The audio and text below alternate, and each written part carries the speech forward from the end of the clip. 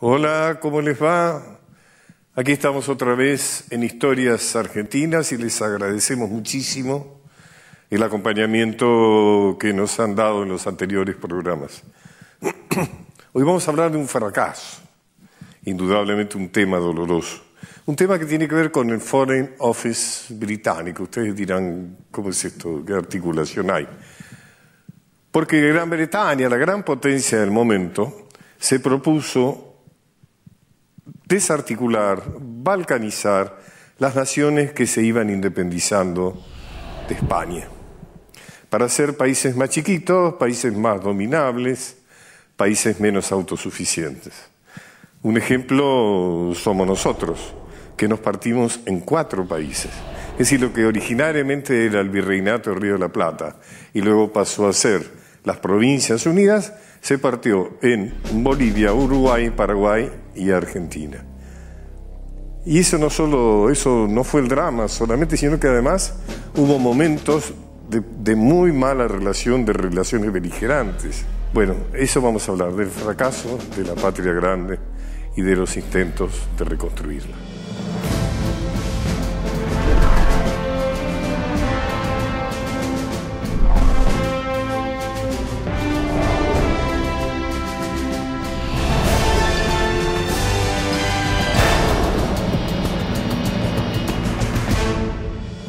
En 1814, Fernando VII anuló por decreto real la Constitución Liberal de 1812 y envió un ejército de 15.000 hombres a recuperar las colonias perdidas.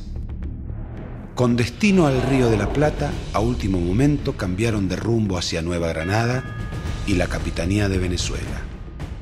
Por su parte, Estados Unidos desplegó una política de expansión territorial con la conquista del oeste en contra de España y después avanzó sobre México entre 1836 y 1848, ocupando 2 millones de kilómetros cuadrados de su territorio. El expansionismo continuó en Centroamérica y el Caribe, cuyo punto culminante fue la intervención en la Guerra de la Independencia de Cuba y en la de Puerto Rico contra España entre 1895 y 1899, que le permitió anexionarse ese territorio que conserva hasta el presente con la denominación de Estado Libre Asociado. Cuba fue controlada por Norteamérica como república mediatizada desde 1899 hasta 1959, cuando triunfó la revolución encabezada por Fidel Castro.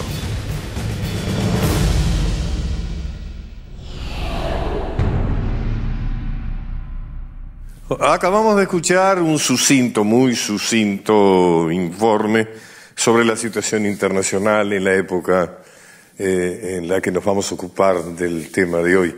Por supuesto que se escapan muchos temas, pero sirve como una ubicación general y, repito, sucinta.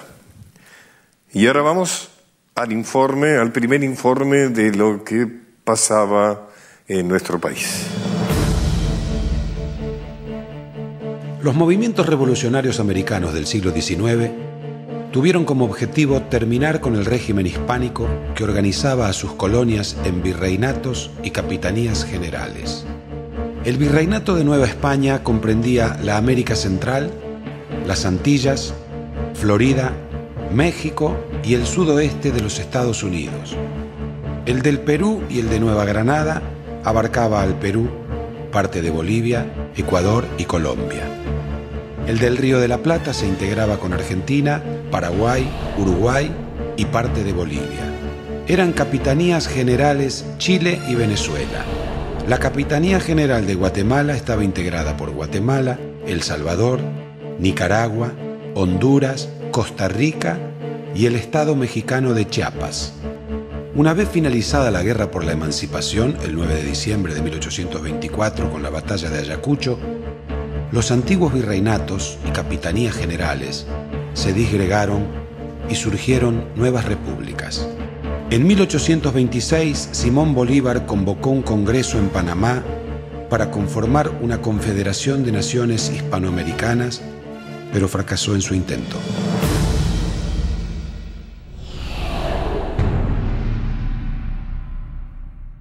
Ustedes saben que con estos informes a veces estoy de acuerdo y a veces estoy en desacuerdo.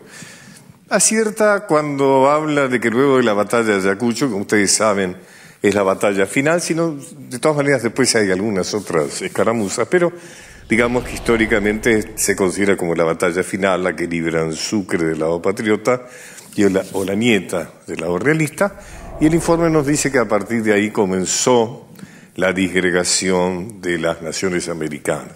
Eso es lo que genera el proyecto o la fantasía, ¿no es cierto?, de la patria grande. Manuel Ugarte, un intelectual argentino de gran influencia en toda América, quizá más que aquí, que en nuestra propia patria, donde fue muy segregado, muy aislado, es el padre de esta denominación y recorría hablando y planteando este tema. Y por ejemplo, a él le debemos esta frase: unámonos a tiempo, que todos nuestros corazones palpiten como si fueran uno solo, y así unidos nuestras 20 capitales se trocarán en otros tantos centinelas que al divisar al orgulloso enemigo, cuando éste les pregunte ¿quién vive?, les respondan unánimes con toda la fuerza de los pulmones: la América Latina. Hay distintos momentos de americanismo en nuestra patria, distintos personajes, por ejemplo, nada menos que Felipe Varela, que cae dentro de esas descripciones malévolas que hace nuestra historia consagrada, que los califica a los caudillos de feos, brutos, negros, crueles, sanguinarios, sobre todo bárbaros.